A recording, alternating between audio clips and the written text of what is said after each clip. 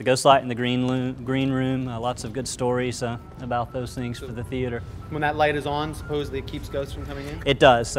We use it for practical reasons. Turn that off, man. How about that? All right, Barry, do you want to run down the cameras? Yeah, guys, camera 1, we have right down here, pointing down the hall here. Camera 2 is the back projection room. Camera 3 is supposedly where Ruby is sighted. Camera 4 is the entire stage. We had a very quiet location. The theater was built for resonating sounds, so any sound that actually happened, almost all of us could hear it.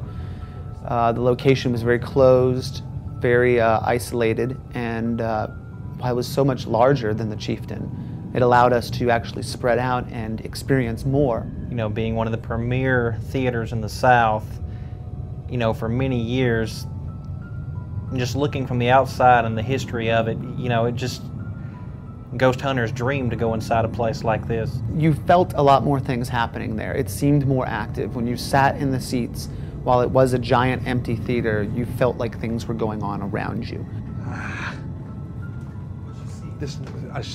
Well, we'll come back out here. Are you up? Did you go up here? My heart's going 100 miles an hour, bud. You saw something? Yes. It was a definite shadow. I'll show you what I saw. Right here. It looked just like something peered out. And then I saw, this is what I saw. It's kind of like this right here. I saw this. I saw the hand go. And then when I saw it, I got up, took off, and pew, that way. What was the height? I'd say with the shoulders, let's say the shoulders was probably about right here, I'd say. We're all human, and perhaps in this investigation, Barry saw his daughter and Ruby. Barry might have seen something in that or felt great sadness for it. And in that case, if Ruby's spirit is haunting the DeSoto, she too might have sensed it in Barry. And it did seem like a game of cat and mouse with them throughout the night. It seemed that Ruby might have wanted Barry's attention, and she got it, and Barry did feel like he was looking out for Ruby's best interests. We don't want to be strangers to you, so my name's Chris. We have Andre, Barry. Paranormal investigators do take on a sense of wanting to help, whether it's helping out the people who live in a haunted location or helping out the spirits in a haunted location. This is a business of bettering life and perhaps bettering death. I just got a weird feeling sitting over here by myself.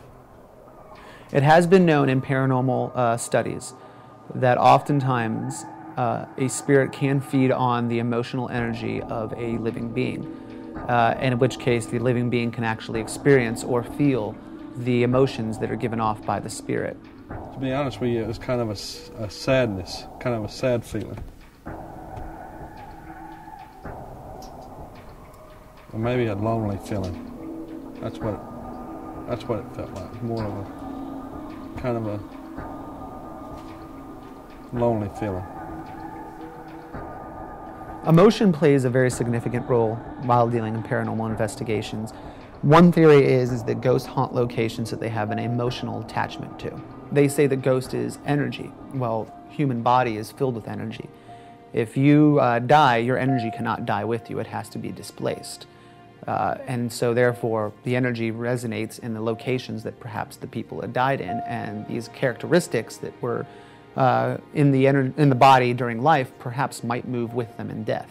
So you have energy masses with characteristics of dead people probably existing in areas that are familiar to them that they have an emotional attachment to. We were chasing shadows a lot of the night, looking at different things, some different experiences, a lot of interesting things with the history. And a lot of the cast members and different people throughout the years that have the stories to tell, there's definitely something going on. Whether say it's haunted, I don't know.